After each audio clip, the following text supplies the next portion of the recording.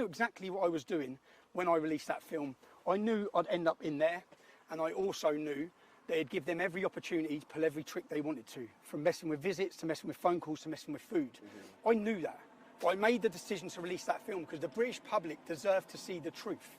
For too long, since the start of my activism in 2009, police raids, court cases, I actually thought when I walked out of here this time, it would be the first time since 2009 that I haven't been awaiting trial or prison. And bang, I'm awaiting trial and prison on multiple cases again now.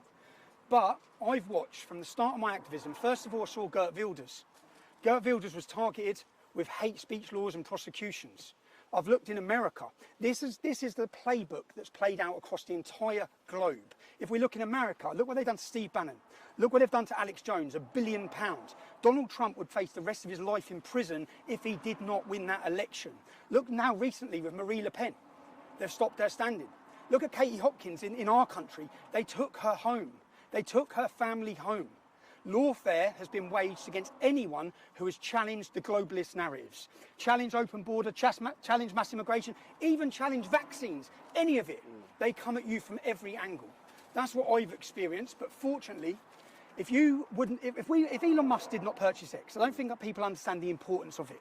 If he didn't, you'd have been lied to about this entire case. If you go on my Wikipedia page and read all my previous convictions, this would have been another one where they'd have told you I lied. What did you see? If you're one of the people that watched that film, you might not have believed me before. You may have hated me based on a narrative spoon-fed to you by a media who want to tell you who we are. They want to tell you how to think. And I knew in that documentary, that painted a far bigger story than me. That was a story of any whistleblower, anyone. You've seen in my film how they silence people, NDAs, bullying, intimidation, scare tactics, and even attempts at prison. But one positive, even General Flynn, look what they've done to General Flynn in the United States. Everyone has faced it, but I'd like to take a positive rather than continue negatives. What is the positive? Did their gag and order work?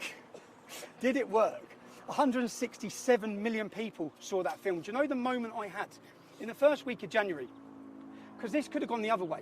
Now I could have released that film. They could have managed to censor it, which they did off all other platforms. There's only X and Rumble.